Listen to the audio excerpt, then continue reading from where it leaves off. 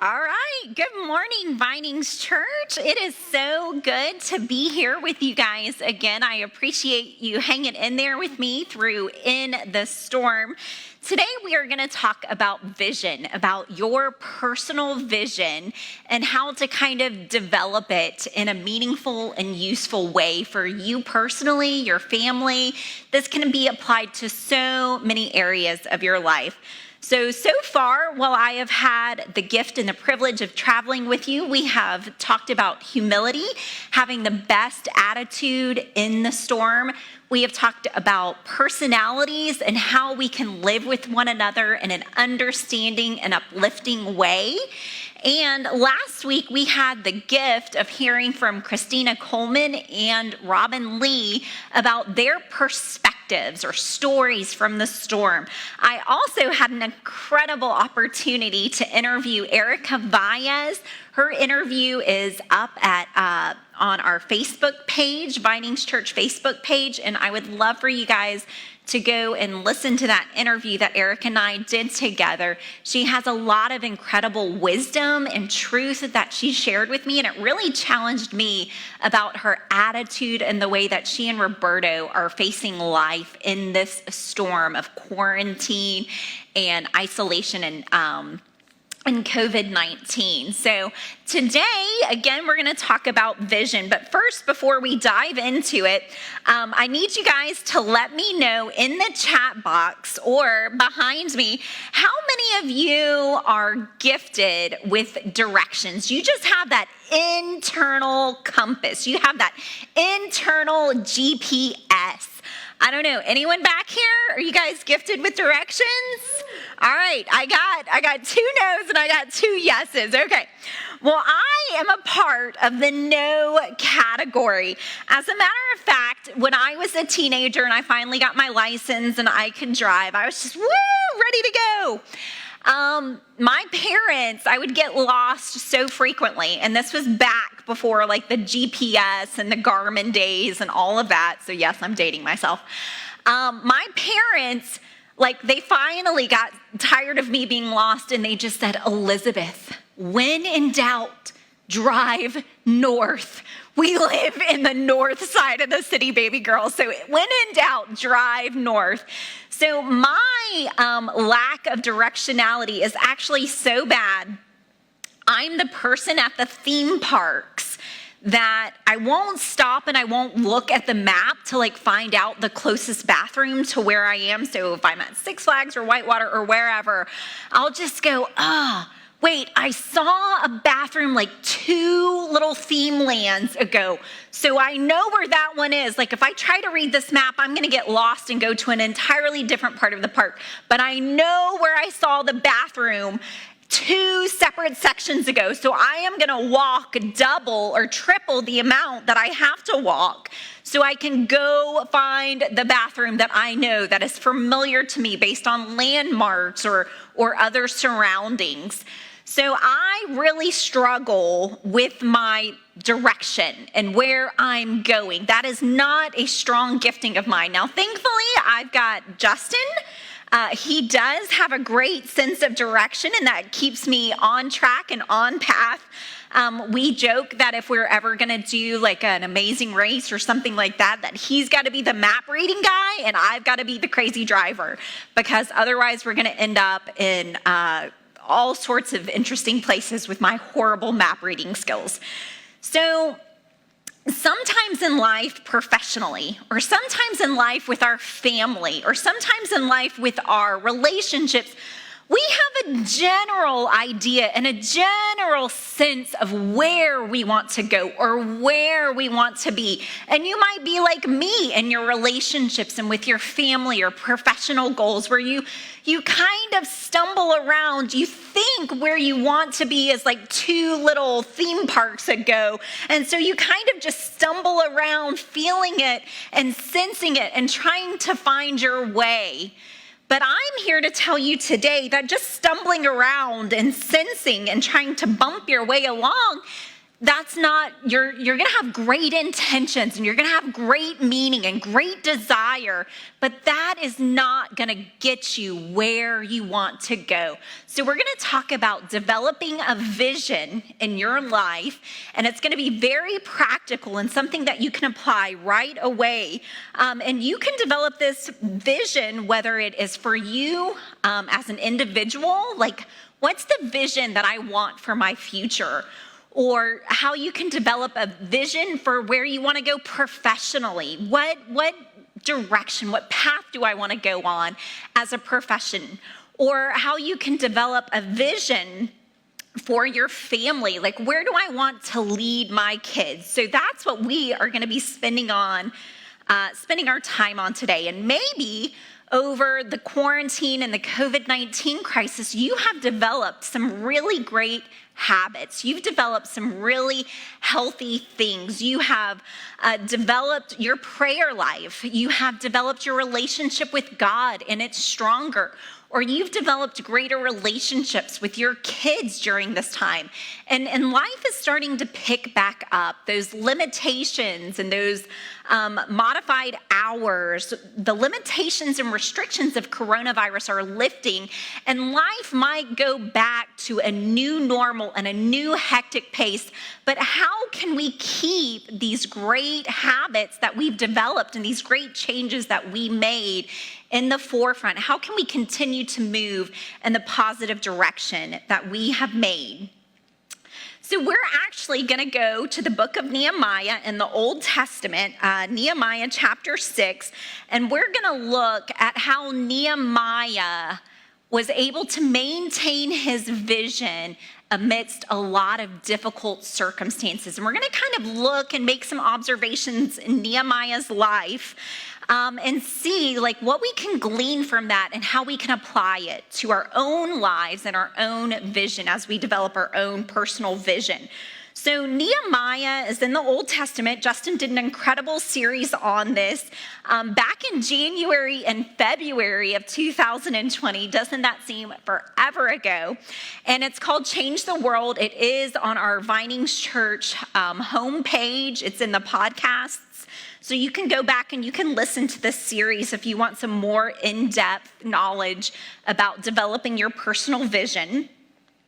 So during this time, Nehemiah was a cupbearer to the king. He was cupbearer to King Artaxerxes.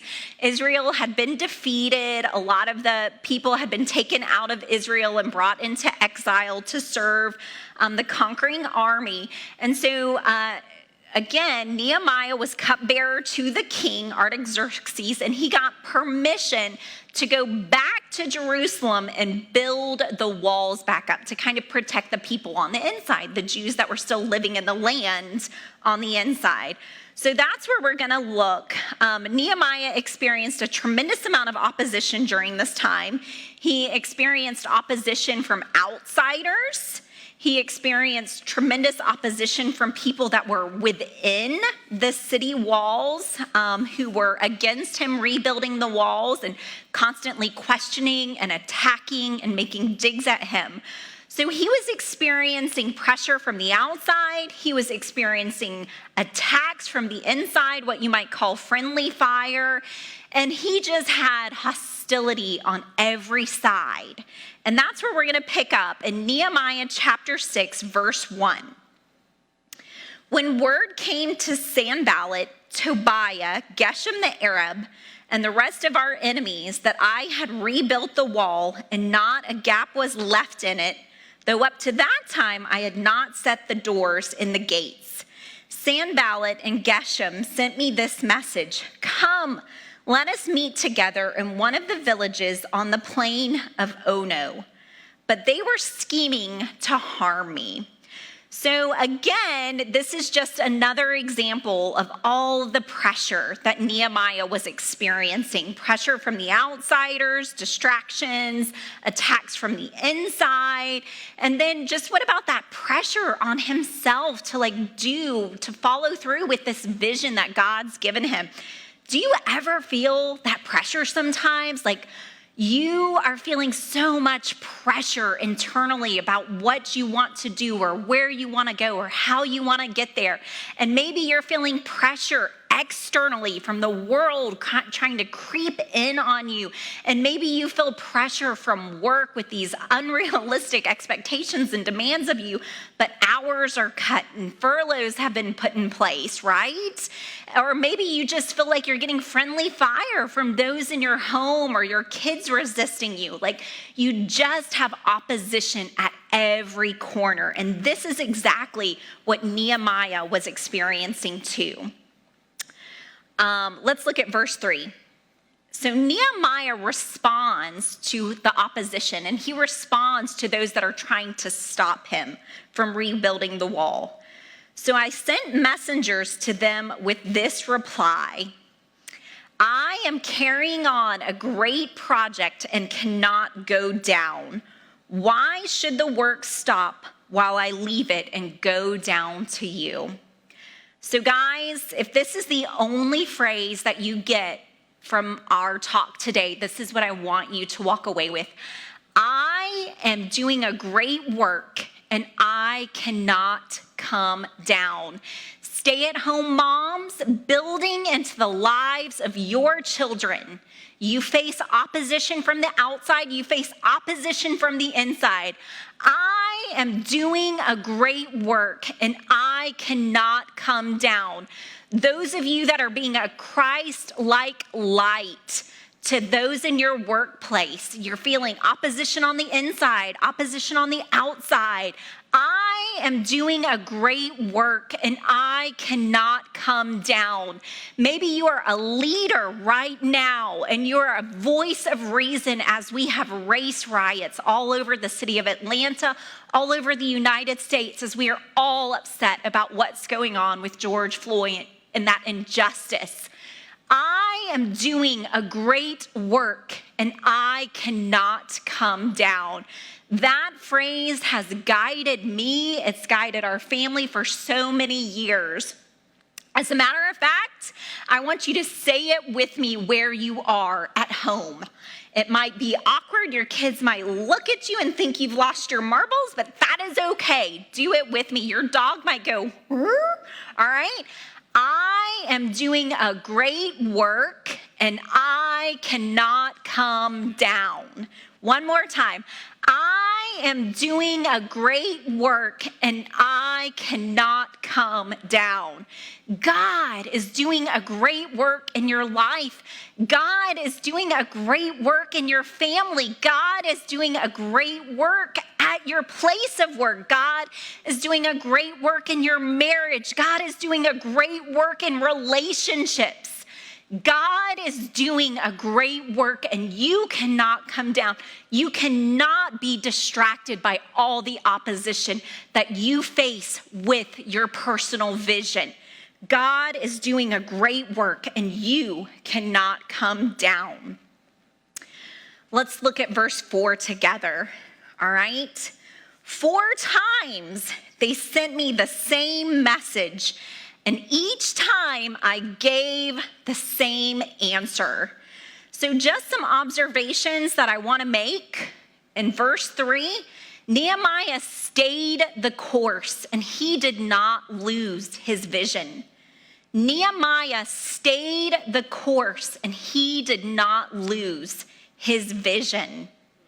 All right, and then here we have in verse 4, these people don't take no for an answer. They just keep pecking at them, keep pecking. Husbands, maybe sometimes that's how you feel with your wives. Wives, maybe sometimes that's how you feel with your husband. Maybe sometimes you feel like your kids are constantly pecking at you. Maybe you feel like it's your boss's unrealistic standards. Maybe it is a girlfriend or a boyfriend, or it's a family member that is always picking at you. And they just won't stop and they just won't let up.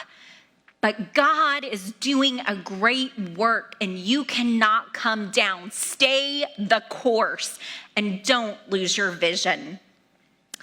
Something that Corrie ten Boom said, again, someone who was a Christian activist protecting Jews during World War II. I heard Sarah made that reference earlier in the pre-interview. Corrie ten Boom said, if the devil can't make you sin, then he'll make you busy, because that's the best way to get you distracted from the vision that God has given you. So here, Nehemiah's opposition is relentless in coming after him. They don't take no for an answer. 4 times they tell him, let's come and meet, let's come and meet, let's come and meet. And Nehemiah, I am doing a great work and I cannot come down. All right? But he did not let busy and hurry be the enemy of his vision. He maintained his course and he did not lose his vision. Let's look at verses 5 through 7 together. Then the 5th time, Sanballat sent his aide to me with the same message, and in his hand was an unsealed letter in which was written, it is reported among the nations, and Gershom says it is true, that the Jews are plotting to revolt, and therefore you are building the wall. Moreover, according to these reports, you are about to become their king, and you have even appointed prophets to make this proclamation about you in Jerusalem. There is a king in Judah. Now this report will get back to the king, so come, let us meet together. What in the world? So now his enemies have stooped to emotional manipulation, all right? Intimidation didn't work. Fear-mongering didn't work. And so now we are going to do some outrageous lies and some crazy claims in order to emotionally intimidate you. All right, so we heard that you're planning on building the walls, even though we know you got permission from King Artaxerxes, and you're going to declare yourself the king, and you've even hired prophets to say that on your behalf as well, all right? So these are the outrageous claims that they are making. But did Nehemiah let this get him off course, or did he stay the course, and did he not allow busy and hurry to interrupt his vision? That's right, he stayed the course and he didn't allow these emotional claims and emotional manipulations to get him off course. So let's see Nehemiah's response in verse 8. I sent him this reply, nothing like what you are saying is happening. You are just making it all up in your head, all right? So I love this. I think if we had to do like a modern day version of this, if we did a teenager version of it, it might be, whatever, all right? Or maybe, depending on how you kind of blow things off, it'd be like, whatevs. Or maybe you could say something like, clearly you're out of your mind, or you're losing your marbles, or I don't know where you picked up that bunch of bunk, but there is no way that is happening. So Nehemiah doesn't fall prey to that emotional manipulation.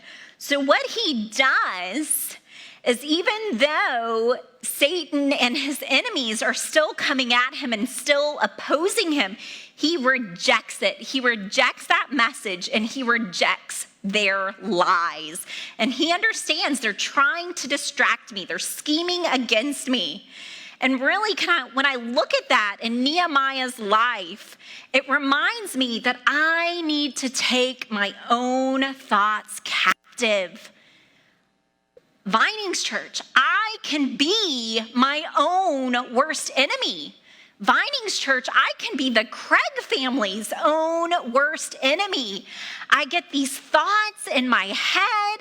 I get a mood in my head. I get an attitude in my head, and I give myself permission to be my grumpy porcupine 8 self and take everybody down in the process.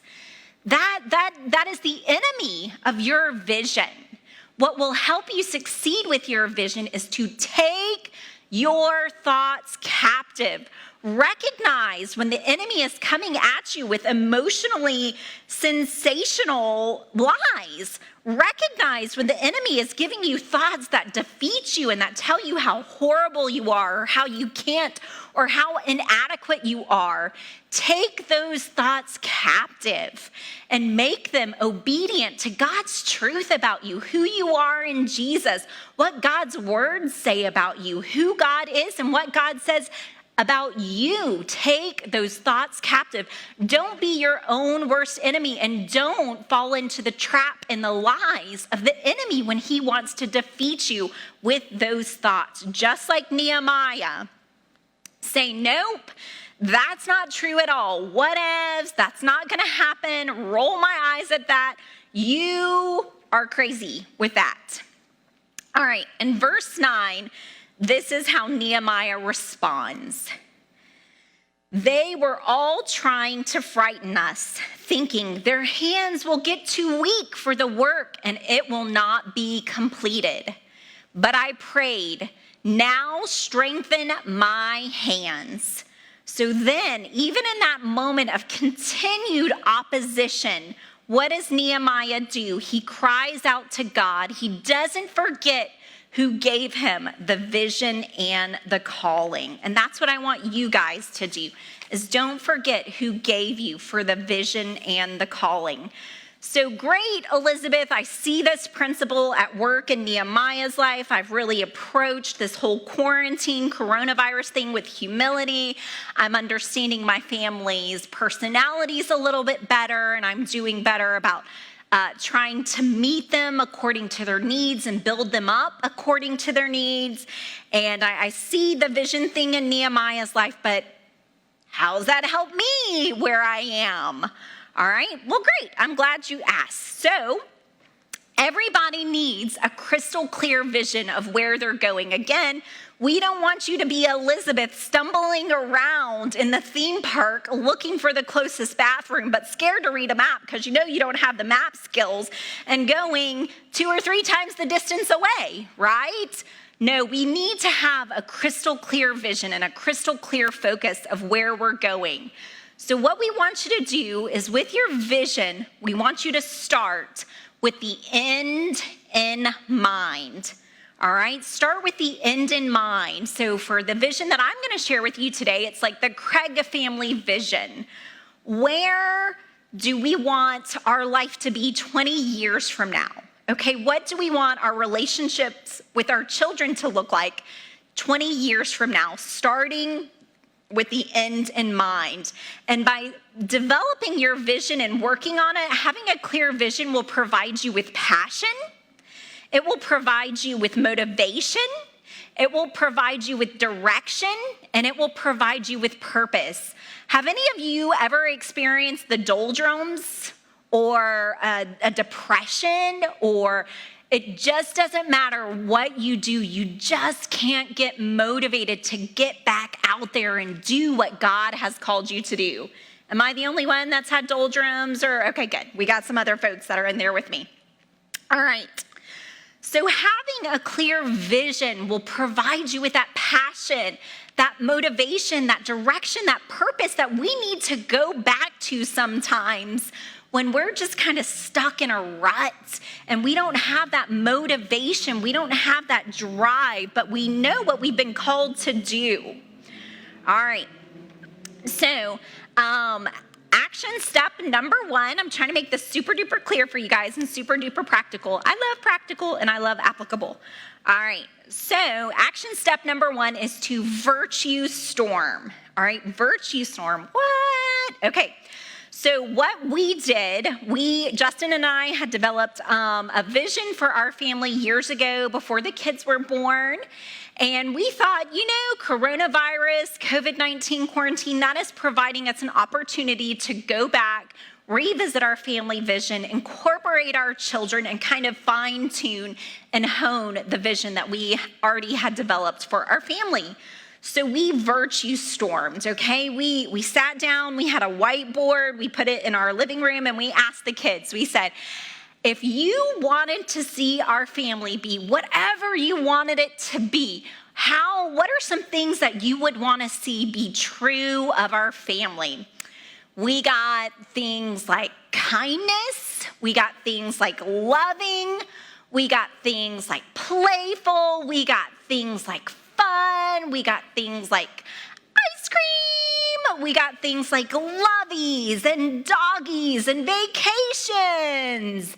All right, so we got all sorts of contributions and ideas from the kids. And I'll be honest, when we first sat down, like it was a little like awkward, like, what do you mean? What are you talking about? But eventually, like once Justin and I got the ball rolling, the kids were contributing in them. And we wanted them to contribute because we wanted them to own the Craig family vision with us. Now, this does not just have to be for your family vision. This can be your professional vision. Where do you want to be in 10 years, 20 years in your profession? This can be in your relational endeavors with your family members, all right? It doesn't have to be with just you and your spouse and where you guys want to be in 20 years. You can apply this to every area of your life. Where do you want to be in your relationship with God 20 years from now? I don't want to be further from God. I want to be closer to God. So you can apply this vision to any area of your life. So our first step was virtue storming. So we left the virtue storming up. We left it there for 3 or 4 days and we walked past it. We would discuss it at dinner. We'd discuss it at lunchtime. Well, I like this one. Well, these two kind of seem similar. Well, even though one of us is passionate about lovies, not everyone is passionate about lovies. So should that really be a part of our family state, our family vision? Or, okay, we're all passionate about ice cream, but is that really where we want to be in 20 years? All right, is that really what we want to put in our Craig family vision statement? So our next step after we discussed it and we did a virtue storm and it was in a prominent place in our house and we evaluated is action step 2 is to write the family vision statement or to write the blank vision statement and fill in the blank for whatever area of your life that you want to have that vision statement. So this is what we did. This is what we came up with. We looked at some virtues in our virtue storming and we combined them. So we came up with to create a Jesus-centered family full of kindness, fun, adventure, serving, and building up. To create a Jesus-centered family full of kindness in the way that we relate to one another, fun, that could be ice cream, lovies, doggies, all sorts of things, adventure, that could be vacation, having fun together while we play games, we can go on an adventure, serving and building up. In our initial virtue storming, there was nothing about building up, but we did have something about kindness and love. But we wanted to make sure that we incorporated serving because we don't want to be just a Craig-centered family. We want to be an other-centered family. And we, of course, incorporated Jesus-centered because all is for naught if it is not done for Jesus. And we incorporated building one another up, even those were not on our initial virtue storming list. So again, we came up with a statement. We left it in a prominent area in our home. We had discussions about it. We went past it. We tweaked it. We added. We subtracted. We combined words to equal one word to us. And we came up with a family vision that mom and dad could own and that the kids could own. Now, our kids are 11, 9, and 7. So just depending on the age of your kids, you may or may not want to include them or provide them with extra influence, just kind of depending on their ages. All right. So here are some questions that will help you evaluate and help you guide as you're developing your virtues and your vision statement. Name 5 things that you loved about your family growing up. Name 5 things that you did not like about your family growing up. Question 3, what stirs up righteous anger? I have a feeling a lot of you have experienced a lot of righteous anger this week in light of the George Floyd injustice. You've got a lot of passion, you've got a lot of feelings, you've got a lot of emotions about this unrighteousness that has happened, this injustice that has happened. Justin and I have used it as an opportunity with our kids to refer to our Craig family vision statement and say, that is not Jesus-centered. That is not kind. That does not build others up. We are not a family that makes a distinction about our skin color. As a matter of fact, we have raised our kids to not even use the traditional words black and white. We use dark skin and light skin, and then the kids somewhere in there threw in tan skin, because we don't want our kids to judge people by the color of their skin, but as Martin Luther King Jr. said, by the content of their character. So what stirs up righteous anger inside of you?